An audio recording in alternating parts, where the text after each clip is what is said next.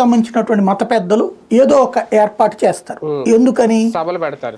ఆ టైంలో వీళ్ళు ఇది తలుచుకోకూడదు అన్నటువంటి ఉద్దేశంతో. అట్లాగే ఇప్పుడు హిందువుగా ఉండేటటువంటి వాళ్ళకి సంబంధించి ఒకళ్ళకి మంగళసూత్రంలో ఒకటి ఉంటుంది, ఒకళ్ళకి 2 ఉంటాయి, ఒకళ్ళకి 3 ఉంటాయి. ఇట్లాగ సిస్టమ్ ఉంది, అంటే అది ప్రాంతం ఉంటుంది. దాన్ని నువ్వు హిందువు అంటే ఇట్లాగే ఉండాలని ఎవరైనా చెప్తున్నారా? లేదు, ఎవరి ప్రాంత సంప్రదాయాన్ని వాళ్ళని కొనసాగించమంటున్నాడు. బట్ దీన్ని వెటకారం చేస్తారు.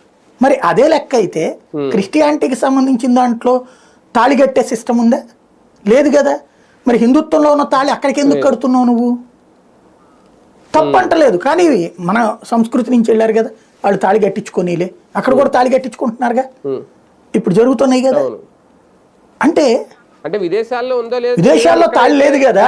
సాంప్రదాయాలు కొన్ని కాపీ 100కి 80 కాపీ కడుతున్నారండి అక్కడ. ఇందాక మీరు అన్నారు ధ్వజస్తంభం ఉంది అంటే, మీరు ఆ విదేశాల్లో ఉందని అడిగారు, కానీ మన దేశంలో అయితే ఉంది. కేరళలో చర్చి ముందు ధ్వజస్తంభం. నేను అదే అంటున్నా, మన దేశంలో కాపీ కొడుతున్నారు కదా. అంటే నీ సంప్రదాయంలో అది లేని దాన్ని ఎందుకయ్యా అని అంటున్నామా మనం. కానీ మీరు ఎలా చూసినా పరమాత్మ భగవంతుడు ఒక్కడే.